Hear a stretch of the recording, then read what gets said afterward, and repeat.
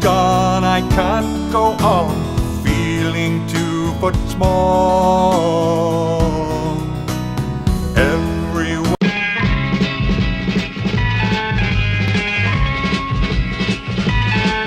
You've got to fight for what you want, for all that you believe.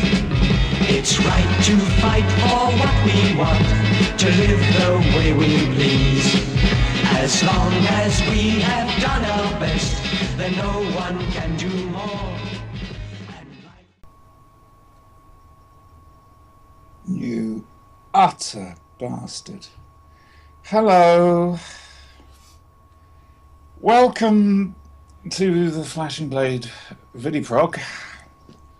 Series 1 something or other. I think what you've just got is Sin testing out the guest artist for the next D32L57 show. We also use Mr. Levine in the interrogation chambers. Do you really? Really, yeah. How effective is he? Very cost effective, in fact, because within minutes people are screaming for it to be turned off. Strange that, really, isn't it? Hot, isn't it? Yeah, very hot. Look at the state of me. Dear God, my hair's doing a thing. Hence, we're probably going to not have too much Muppets. We're recording a few shows tonight, but it's just too hot to stick your hand up a Muppet. Really hot under this eye patch. However, we can say that we'll be at Hooverville at the end of August. And so will Brian and Daffy, and possibly Howard. Maybe even George. Oh, George might make it. Oh, well, riveting. Riveting. That Tribble can tell such amazing anecdotes. We're a veritable show on wheels. Well, we're going to need to be to get up to Derby. We could fly. Let's not be ostentatious. Okay, we'll fly. That would be silly. Yes, so hopefully Daffy and Brian and maybe Howard will be doing some interviewing live on stage, as long as they can find a guest who's prepared to be insulted. Well, Brian's not that insulting. Daffy. Yeah, good point. Can I kiss Pewter David Stone? She's got a thing about Peter Davidson. Can't pronounce his name for the life of her, but... It's not the point. So anyway, this is our post-London Film and Comic Con show. It's a little bit late, I'm sorry, but real life gets in the way. Now, Sin, you weren't there except on the Sunday. Correct. So we'll come to the Sunday. You go and have a nice cup of tea. I'll talk about Friday and Saturday.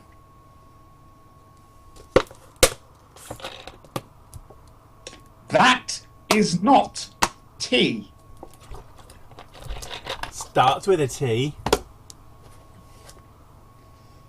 Talking of which, where is Tango? Oh, he's asleep. He's asleep. I've got Coco on my lap at the moment. He's getting old. So anyway, the Friday, myself and Adam from Staggering Stories. I don't know if you've heard of that. No, I've never heard of it. Little known show, quite frankly. Popped up and registered for press. Jill thank Jill at Showmasters for giving us bloggers passes. There's a meme going around that basically said, one does not simply walk in to Earl's Court too. Yes, one does. So sorry, really am. It must have looked really awful. But the thing was, we were there to do a job, and it was good. First things we had was a press conference with Terry Farrell from Deep Space Nine. And how was he? Oh dear. And I will slap you. I will. You're just the right height to slap the back of your legs whilst getting a good run up. Don't go for my knees, whatever you do. Oh yes, they're still chunky and with bits missing, aren't they? But if you will run yourself over, I've got no sympathy. What's it? Yes, the trouble I had with the guests that they did bring in to the press conferences, I didn't recognise them. Oh. Now that's my fault, but the thing is, you can't watch every single genre program or film or whatever going around, and I'm sorry, I just couldn't recognise them. I recognised Terry Farrell, obviously Dax, Jadzia Dax from Deep Space Nine. But then they brought on Stan Lee. Stan the Man Lee, who immediately got a standing ovation. How many bodyguards did he have with him? A few. I mean, in all fairness, the guy is, 91? And cheesy as hell. But it's Stan Lee cheese. You just know it's brilliant. This is quality talking to you. Bless him, he couldn't really hear very well. And also there was somebody there from, I'm guessing from Marvel, who basically quickly vetted, sort of a question would be asked, and you'd see the slight look, can I answer that, can't I answer that? You know, just be careful of the brand. Which was a shame. But, yeah. Stan was there the whole weekend. It was billed as his last ever European Comic-Con convention thingy. And bless him, he worked hard, and God knows how he did. Because it was very hot at Earl's Court.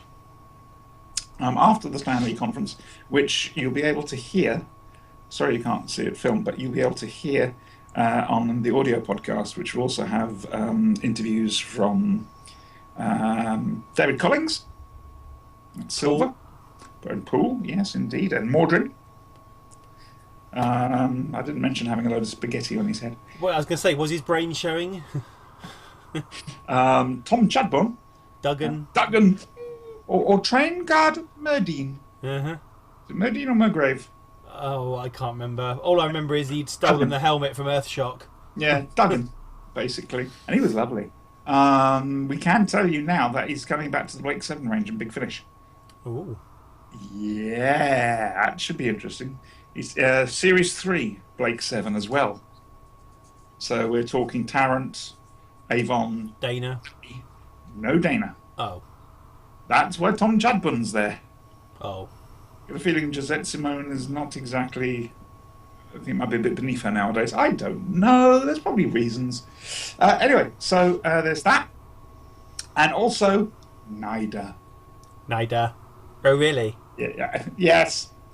Who did us very special something for you. Oh, I haven't heard it yet. Would you like to? Go on then. Okay. Thank you, Dr. Sinister. That's what I wanted to know.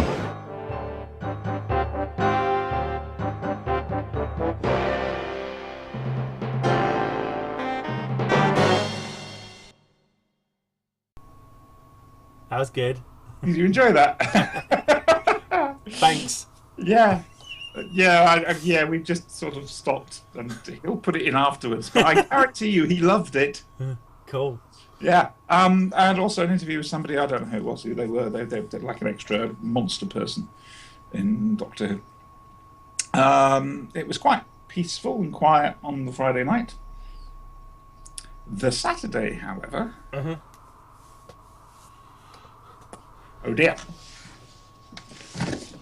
Ah, forgive me, I needed to sit up. Yeah. Something went wrong with the air conditioning. I'm sure it did, because Earl's Court 2 was packed. Well, was it that something went wrong, or there were just too many people and it couldn't cope? It could be that. There were rumours going around that basically the roof was just a few degrees away from combusting. It was that hot in there.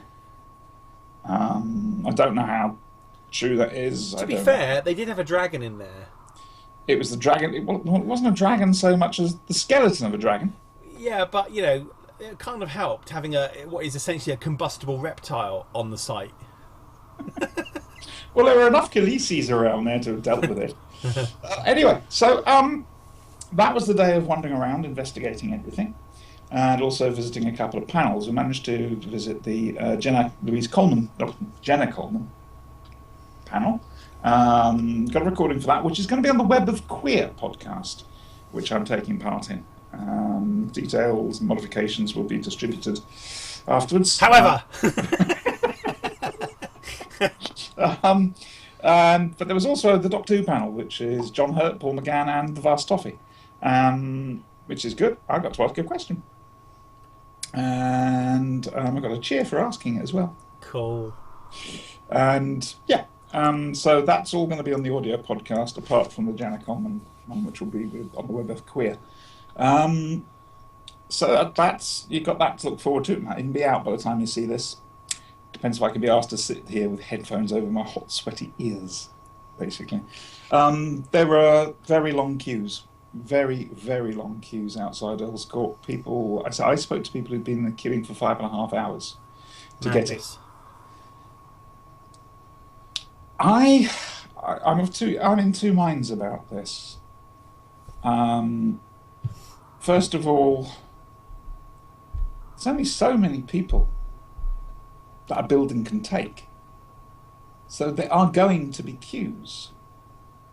And if you're going to stand there and queue in blazing hot sunshine for 5.5, 6 hours, really? Really? You know, I'm sorry, it's your choice to stand there and queue. There were people who had booked photographs, but then they hadn't actually booked entry tickets. They were going to get in on the day. Bad idea. They didn't get in time for their photographs. No. You need to plan ahead for these things. I feel sorry for the people who obviously queued that long. I mean, my God, I feel so sorry for them. But at the same time, I felt a bit sorry for Showmasters, because I honestly get the feeling that they didn't quite realise how popular this one was going to be. It was madness. It really was madness on the Saturday. Yeah, I think that's something that's going to have to be put down to one of those things. It happened, and I don't think anybody was at fault, frankly. No, people don't have to be at fault for everything that happens. No, it just happened. It just seems to be a general blame culture going around lately, where if something happens, there's always someone to blame. I don't accept that. I think so in this case. I really don't. No. I mean, they've got an extra building this year. They've got the Rampton Hall. That's a whole extra building. And yet it's still packed out because of the amount of people that turned up. What do you do? You know, if people aren't going to pre-order then and just turn up on the day, I still feel sorry for them. Of course I do. But there is no one to blame. No one is at fault on this one, I'm afraid. Though the temperature in Earl's Court too, something should have been done about that, in fairness. Not much you can do in a building of that shape, really. It's not like you could... The Sunday was a lot better. Yeah. I can't really compare the Saturday with the Sunday because I wasn't there on both days. No, so. you weren't. And the Sunday I was walking around in an incredibly well multicoloured scarf. Yeah, so Sunday, what did we get up to? Not much. Saturday we didn't do too much, we just survived. Sunday, however, this thing turned up. Hello. Hello. You've not been to one of these before, have you? Not Comic-Con, no. Go on then, what do you make of it? The last major event... See, I used to go to Doctor Who conventions years and years. I remember Doctor Who conventions, they were good. But this was nothing like that. The last thing I can say that would be similar to this would be when I went to the States in 2006 and went to an Origins convention in Ohio, in Columbus, and that was very similar with lots of people. That was very much a gaming thing though, but it was very similar with lots of people walking around in costume and quite busy. Although that was in a really modern convention centre, so it was beautiful, air conditioned. It wasn't a problem. So this was I kind of roughly knew what to expect. It was a bit mad. Yes, it was a bit mad, and as much as I like the historic venue, I thought the venue could have been better. The Brompton Hall that you mentioned earlier, very old building with I mean the Earl's Court too, vast open space, no internal supporting pillars, loads and loads of room. The Brompton Hall, it was very kind of claustrophobic in there because it's quite an old building with supporting pillars everywhere. I prefer the Brompton Hall. I didn't really like it as much, but I mean, fair play to them for putting aside that amount of space, you know. But I mean, we need to mention something about that. Yeah, we do. They're trying to demolish it. They're trying to demolish the whole Earl's Court thing. It was listed, Brompton Hall especially, I think. except the person whose company is behind wanting to build there was on the committee or something for recommending it was delisted. And approving a luxury apartment block, apparently. It stinks. I mean, I hasten to add at this point that this is all... This is what we were told by the campaigners. This is what we were told by the campaigners. Now, I don't have a problem with things being redeveloped, but not I wouldn't have a problem, for example, if somebody said we're going to tear down this building and replace it with a building that has an identical purpose, you know, that's going to be used for the same function. I wouldn't necessarily have a problem with that, but this sounds to me like a land grab. Yeah. Oh, it's quite simply that. Brompton Hall should be kept. Renovated by all means, but it was a listed building. It is, but it's looking very poor because no one's been looking after it. Yeah, probably because all this has been up in the air. There's a good chance that the council's been running it down deliberately. Probably. Earl's Court building itself, well, I'm sorry, that isn't such a... You know, by all means, tear that down and put up another purpose-built thing. But Brompton Hall, that needs to stay there. So have a look online. I think there's petitions going around to try and get them to stop this happening because, quite frankly, it's bent. Bent as an iron bomb note, this. So what did you make of the cosplaying? In general, not just the Doctor Who stuff. In general. Very impressive. Amazing, isn't it? One thing I found interesting, though, I will say, so there are loads and loads of Star Wars people, loads of people from Game of Thrones. I don't know, I've never watched it, but I gather that's what they're from. You were obsessing slightly about the judges. The judges looked absolutely fantastic. They really, that was an excellent costume. There were some Colonial Marines there, if I recall. Yes. There were a whole load of Doctor Who type people. I even saw at one point when we were outside a Hulk. Yes. It's in one of the photos I've put on Flickr. It's a guy in a massive Hulk costume, and there was a Dr. Octopus.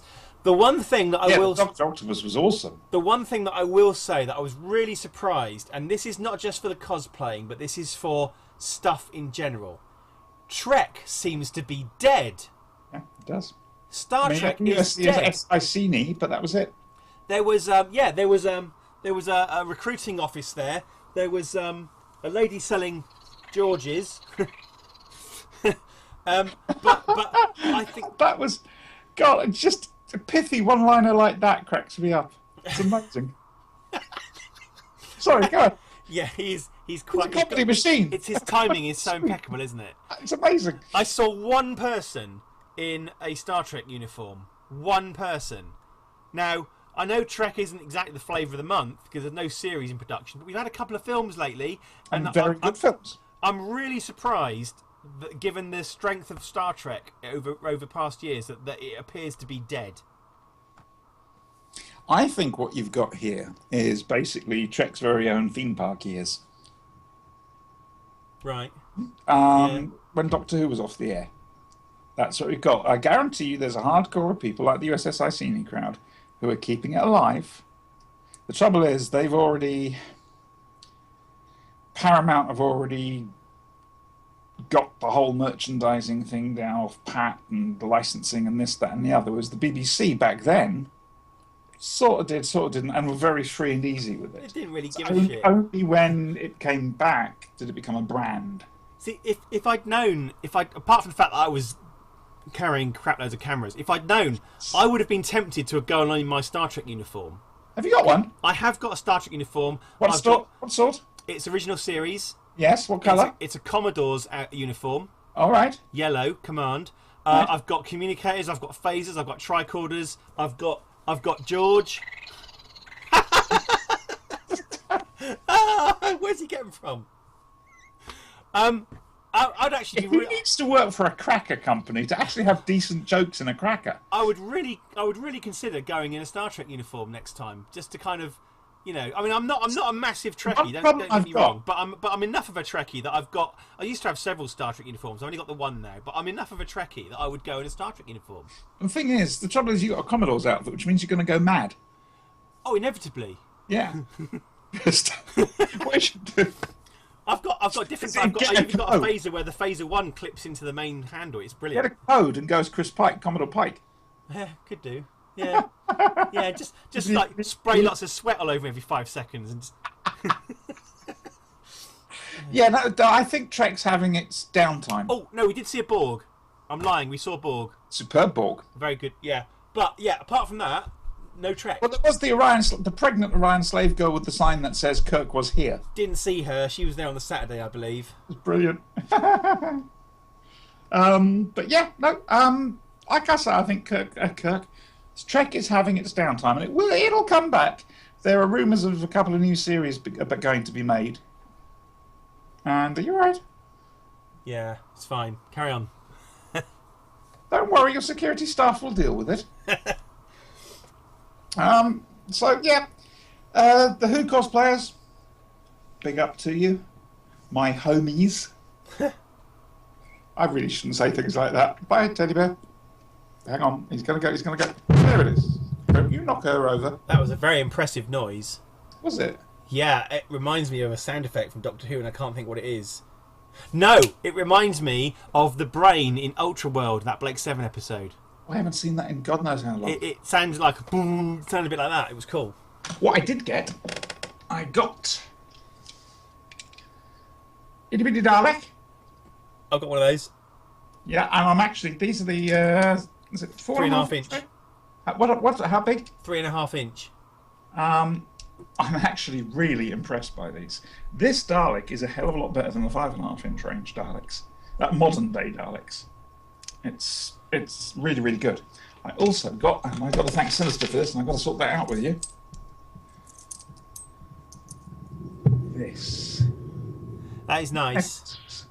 That is very nice. Can't work out what the writing is on the actual clock face though. But yes, and yes, it's heavy. But those are my purchases. That's where you got that from? Yes, Miss Kitty's Monsters. I don't know if it's Miss Kitty's Monsters or the other one. She's got 2 stars, hasn't she? What's the other one? Yes, Crafty Miss Kitty. There we go. Including a Death Star pendant. That was brilliant. But that's where I got me to get that one B-32 and George and L57. That's where I got them from. Ah, bless them. They're very quiet today. Yeah, they're a bit subdued. Probably. The ratings on their new show haven't been terribly good. Really? Somebody said they were a bit boring. Really? Who would say that? Don't know. Some hack. Davies. That's right, George. That's hilarious. I've not heard that one Does before. he do it? Anyway, so all in all, it was a good experience. The time flew by. I didn't think it would do. Luckily, we found a cafe. Yeah, and That's important. Trust me. and anyone who hasn't watched our show 2 shows ago, they'll have seen the cafe. If they haven't watched it, they won't. There is a video report a couple of shows back. Yep. On YouTube, which will give you some of the colour, some of the excitement, some interviews with cosplayers. I had a point I wanted to make about cosplaying, as well as an interview with Paul McGann, Lisa Bowerman, and Matt Fitton, I believe. Yes. Is he any relation to John? I don't know. It's one of those mysteries we'll never understand. I found out that John Fitton died. Sad, isn't it? He used to be a policeman or something. Is that connected? I don't know. I'm not sure. All I know is that he was a policeman and he used to run the mail order thing in his spare time. Oh, fair enough. I used to get all my stuff from him in the early 80s. Did you? Yep. Fair enough. Right. Well, all in all, thumbs up to it. It's a shame about the organisational problems, but again, I don't think you can blame anybody for it. People will, because that's what people do. But I think the only other place they could have possibly done it would have been the O2. Take all the seating out and done it there. Expensive. Yeah, but for the sheer amount of people, it's like that bloody Wembley. Ooh, there's a thought. Well, I think the next one's going to be Olympia. It should be slightly more different. Slightly different. Anyway, that's it for this one. Just one final thing to point out. Those of you who've been keeping track of the whole Siobhan in a relationship thing, I'm in love. Love's in this. It's a new one on me. Okay. Play the end titles. Toodles.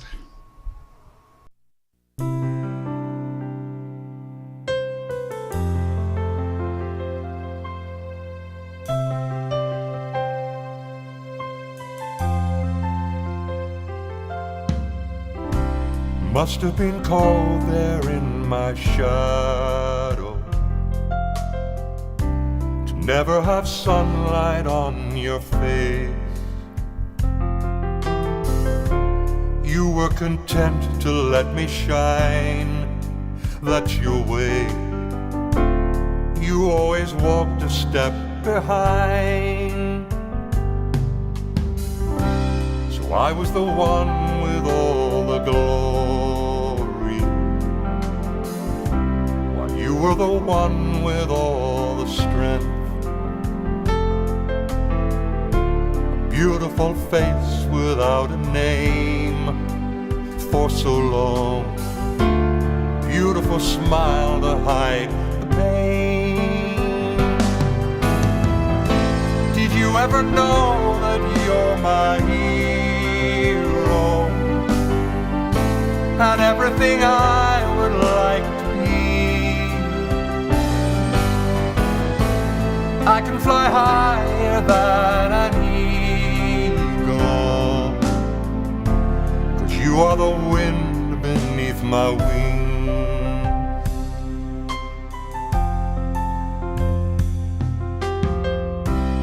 Might have appeared